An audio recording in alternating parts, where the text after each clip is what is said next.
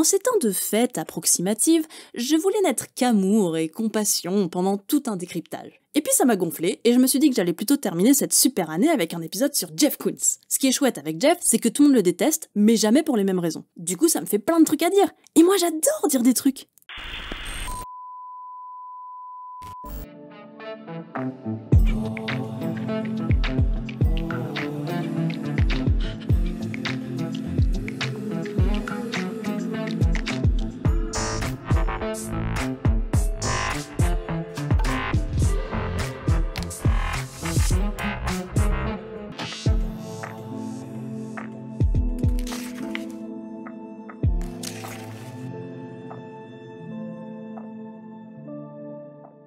Ok, on va se débarrasser tout de suite de l'éléphant dans la pièce en commençant par le premier sujet qui bizarrement ne fait pas l'unanimité chez Koons, le fric. Jeff du fric, il s'en fait. Moins que son homonyme Bezos, mais quand même pas mal.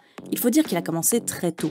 Originaire de Pennsylvanie, il réalise dès ses 9 ans des reproductions de tableaux que son père revend dans son magasin de meubles à York. Après des études artistiques à Baltimore et à Chicago, il s'installe à New York et en attendant de pouvoir vivre de son art, il décroche un job au musée d'art moderne. En l'espace de 3 ans, il fait doubler le nombre d'abonnements du musée. Et là, c'est la révélation. D'un côté, Koons se rend compte qu'il a un véritable don pour la vente et la communication. Et de l'autre, il a soif de pouvoir vivre pleinement de son art sans avoir à dépendre d'un collectionneur. Il va donc élaborer un plan très simple, se faire beaucoup de fric et très vite. Pour cela, il commence par vendre des fonds communs de placement. Il travaille ensuite comme démarcheur politique, puis devient courtier en matières premières à Wall Street. Il parvient finalement à se faire reconnaître par le milieu artistique dans les années 80, et à partir de 1985, il lâche toute sa carrière de trader pour se consacrer uniquement à l'art. Si le passé de trader de Koons plaît moyen à beaucoup de puristes de l'art, la suite de sa carrière ne va pas pour ainsi dire arranger les choses. Oui, parce que Koons va successivement exploser tous les records de vente chez Christie's. En 2008, il vend pour plus de 16 millions d'euros ses Balloon Flowers. En 2013, c'est un de ses Balloon Dogs qui part à presque 43 millions d'euros. C'est à l'époque le record pour une sculpture d'un artiste encore vivant. En 2019, il explose ce record une nouvelle fois avec Rabbit, vendu 81,1 millions d'euros. Après, tout ceci ne dépend pas vraiment que de Koons. Dans une vente aux enchères, l'artiste n'est pas le seul à y gagner. Il y a aussi la maison de vente évidemment, et les acheteurs eux-mêmes. Et en général, ce sont eux qui font gonfler les prix. Tout ça c'est un peu compliqué, j'ai pas trop le temps de m'y attarder. Ce que je vais plutôt faire, c'est harceler la galerie des curiosités pour qu'ils m'accordent un épisode spécial dans lequel je pourrais vous expliquer tout ça. Donc ceci n'engage que moi, mais je ne trouve pas très pertinent de cataloguer le travail d'un artiste en se basant sur sa cote. De son côté, Koons se défend en rappelant gentiment qu'accorder une valeur marchande à quelque chose est une façon humaine de signifier que cette chose est importante et bénéfique à la société. Donc plus les collectionneurs en chérissent, plus ils rendent son œuvre importante aux yeux du monde. Enfin, ce qui semble déplaire aussi à bon nombre d'amateurs d'art chez Koons, ce sont ses relations avec le monde du luxe. Rappelez-vous, dans un précédent décryptage sur Salvador Dali, on avait vu que quand un artiste fricote avec de grandes maisons, cela fait rarement l'unanimité. Tiens, en passant, quand il avait 17 ans, Koons l'a rencontré Dali. Il a appelé son hôtel dans l'espoir d'entendre une de ses idoles, et non seulement Dali a répondu, mais il lui a même proposé de l'accompagner à une exposition. Voilà, je savais pas où caser cette information à la base. Bref, en 2008, il fait quelques vagues en exposant au château de Versailles. Les descendants de Louis XIV crient au scandale face à l'aspect prosaïque des pièces exposées dans le château, pendant qu'une autre partie du public va reprocher à cette exposition de servir un peu trop les intérêts de son principal sponsor, François Pinault. Une association ambiguë entre l'art et le pouvoir qui visiblement n'est pas au goût de tout le monde. En particulier des Français. En particulier dans ce lieu précis. En particulier depuis 1789. Bon, je vais pas vous faire un dessin non plus. Mais bien au-delà de l'aspect pécunier des œuvres de Jeff Koons, leur fond, leur forme et même leur réalisation suscitent aussi de nombreuses critiques. Trop souvent d'ailleurs, on ignore le vrai fond de son travail et on rattache Jeff Koons au kitsch. Le kitsch relève de l'association de formes populaires, parfois triviales ou démodées. De ce fait, cela implique irrémédiablement un jugement de valeur. Et c'est là que ça se corse un peu avec Koons. Lui-même ne se considère absolument pas comme un artiste kitsch. C'est tout le contraire en fait.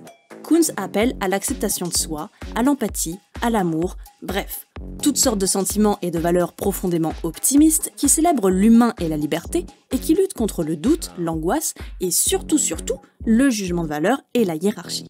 Pour résumer, Koons ne croit pas au jugement, donc il ne croit pas au kitsch. Il reprend des formes considérées comme kitsch par sa société et les expose dans des musées pour anéantir ce concept. Pour reprendre les mots de l'artiste, l'objet exposé n'est alors plus kitsch, il n'est que beauté, sublime et absolue. D'où son attrait pour les symboles de l'enfance, comme les ballons et d'autres jouets. L'enfance marque cette période de l'existence où tout est génial car tout est nouveau et où on entreprend tout avec joie et fierté. Jeff Koons revient d'ailleurs souvent sur une anecdote à propos de son fils. Un jour, celui-ci lui présente un tas de pâte à modeler. En voyant à quel point son fils est fier de sa création, Koons se rend compte qu'il a devant lui tout ce qu'il s'efforce de réaliser depuis le début de sa carrière, quelque chose que l'on ne peut pas juger. Ainsi, toutes les œuvres de Koons présentent cette double lecture.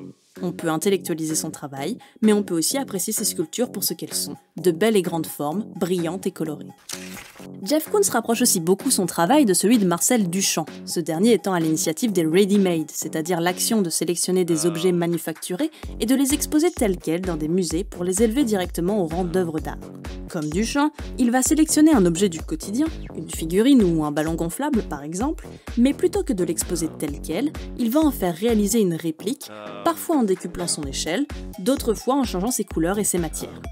Chez Koons, l'objet manufacturé n'est donc plus l'œuvre en elle-même, mais le point de départ du processus créatif. Et c'est là qu'on commence à toucher à un sujet qui alimente pas mal de débats à propos de sa légitimité en tant qu'artiste, la fabrication de ses œuvres. Koons le dit lui-même, son rôle d'artiste, c'est d'avoir les idées. On ne s'en rend pas toujours compte, mais très souvent ces formes résultent de véritables prouesses techniques. S'il ne s'implique pas physiquement dans la production de ses œuvres, c'est qu'il n'a pas les compétences nécessaires. Il s'entoure donc des meilleurs. D'un côté, il a son propre atelier dans lequel il emploie plus de 130 assistants peintres et sculpteurs. De l'autre, il peut lui arriver de commander ses pièces à des artisans et des entreprises extérieures, comme sa fonderie Talix par exemple. En bon chef d'orchestre, il veille à ce que chacun de ses employés reproduise sa vision à la perfection, comme si leur geste était le prolongement de son esprit. Si Jeff Koons insiste sur le fait que son art n'a pas pour première vocation de choquer, il semble tout de même prendre un malin plaisir à se faire remarquer et à agacer les médias. Entre 1989 et 1991, il réalise la scandaleuse série Made in Heaven avec sa compagne de l'époque, l'actrice pornographique Ilona Anna Steller, plus connue sous le pseudonyme de La Cicciolina. Cette série, regroupant entre autres peinture, sculpture et photographie, exhibe sous toutes les formes la sexualité du couple, l'élevant ainsi au rang d'art. Aujourd'hui, ces œuvres paraissent moins choquantes, mais dans les années 90, les médias se déchaînent. Il faut dire qu'à côté de sa carrière érotique, la Cicciolina avait aussi un autre petit boulot, députée au Parlement italien. Quoi ? Décoincez-vous un peu. Bref, quand Koons sort cette série, il a parfaitement conscience du pavé qu'il vient de jeter dans la mare. À cette époque, le public commence à s'intéresser à la vie privée des artistes. Il veut savoir où ils habitent, où ils font leur sport, ce qu'ils mangent, avec qui. Koons a simplement poussé le concept un peu plus loin. Interviewé à la Biennale de Venise en 90, lui et la Cicciolina se présentent comme les Adam et Ève de la vie moderne. Ils n'éprouvent ni honte ni culpabilité à partager leur vie sexuelle. Pour Jeff Koons, il s'agit encore ici de s'affranchir de tout sentiment négatif pour s'accepter soi-même et accéder à un plus haut niveau de spiritualité. Je vous propose de boucler la rubrique scandale avec une œuvre bien plus récente et qui nous concerne directement nous les franchouillards, Bouquets of Tulips. Alors là, bon, commençons par le début. Après la série d'attentats en France entre 2015 et 2016, Jen Hartley, ambassadrice des États-Unis en France, sollicite Jeff Koons pour offrir à la ville de Paris une œuvre témoignant de leur soutien et mettant en lumière les relations et les valeurs qu'Américains et Français partagent. Et donc là, rien qu'à la vue des mots-clés, ça pue. Jeff Koons propose alors une sculpture monumentale d'une main tenant un bouquet de fleurs ballons. L'œuvre et son socle font plus de 12 mètres de haut, 8 de large et 10 de profondeur. Elle symbolise l'acte d'offrir et en même temps fait référence à la main tenant la flamme de la Statue de la Liberté. Fun fact, à l'époque, la France avait uniquement offert la Statue de la Liberté aux États-Unis, mais pas son socle, qui a dû être financé par le peuple américain. Et là, Koons fait exactement la même chose. Ce qu'il offre, c'est uniquement le dessin. Et c'est la France qui doit prendre en charge la réalisation et l'entretien de cette œuvre. Mais Koons et ses commanditaires vont encore plus loin. Ils veulent aussi choisir le lieu d'exposition de leur cadeau.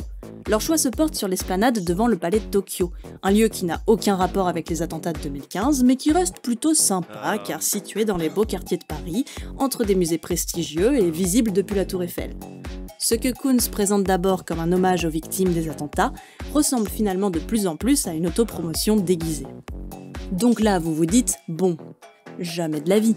Sauf que la mairie de Paris, elle dit oui. Pourquoi ?